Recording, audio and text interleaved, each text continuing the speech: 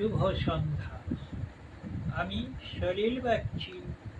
এখন আপনাদের কাছে নিয়ে এসেছি আমার লেখা একখানি কবিতা, যা পাঠ করে শোনাব। কবিতার নাম স্বপনের হানিমুন। তাই পাঠ করছি, আপনারা শুনুন, দেখুন। আমাকে লাইক দিন, কমেন্ট করুন, শেয়ার করুন, সাবস্ক্রাইব করুন। এই যে স্বপনের হানিমুন, এ তো অলীক কল্পনা।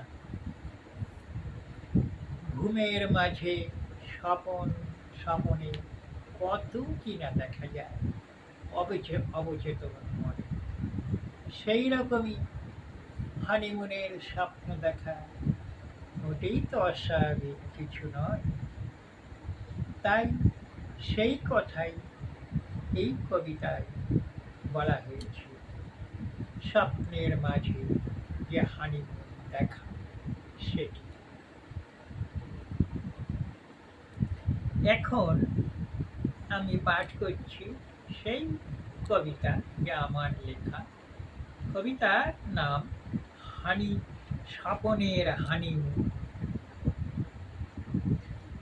হানিমুনের শয্যা পাশে রাত্রি যখন গভীর হলো, কাছে এসেও এলো না সে, মুচকি হেসে আবার কেন ফিরে গেল। একটুখানি আতর মাখা পাগল হাওয়া দোলা দিয়ে আনমনা মোর করল যে মন, রই গেল মুখ ফিরায়ে। উঠল মনে এই লগনে অজানা সেই কোন স্মৃতিটা, অবাক চোখে দেখল যে আমার হিয়ার ঘন ঘটা। হয়তো সময় হয়নি এখন মায়াবী সেই সোহাগ রাতে, কাছে এসেও ফিরল বুঝি দুষ্টুমি মন শূন্য হাতে। হানিমুনের মদির মধু এমন কেন অধরা হয়, স্বপন দেখি জীবন রাতে, স্মৃতি কেবল রয়ে যায়।